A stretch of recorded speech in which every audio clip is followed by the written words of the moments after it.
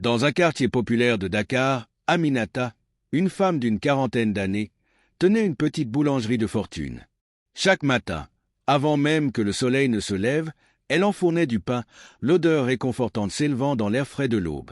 Son pain était apprécié de tous, non seulement pour sa qualité, mais aussi pour sa générosité. Car Aminata avait une règle. Personne ne devait repartir sans pain, même ceux qui n'avaient pas de quoi payer. Parmi ses clients réguliers, il y avait Moussa, un garçon de 10 ans qui passait tous les jours devant la boulangerie avec un regard plein d'envie. Son père, un ancien pêcheur, ne trouvait plus assez de poissons pour nourrir la famille, et Moussa partait souvent à l'école le ventre vide. Un jour, voyant ses petits yeux affamés, Aminata lui tendit un pain chaud avec un sourire. « Mange, mon fils. La vie est dure, mais personne ne devrait souffrir de la faim. » Dès lors, Moussa revint chaque matin, non plus par honte, mais avec un sourire reconnaissant. Peu à peu, Aminata devint comme une seconde mère pour lui, et la boulangerie, un refuge.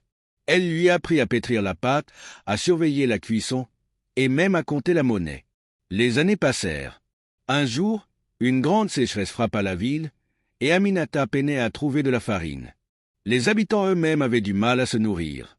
Mais contre toute attente, ce fut Moussa, désormais jeune adulte, qui arriva avec un sac de farine.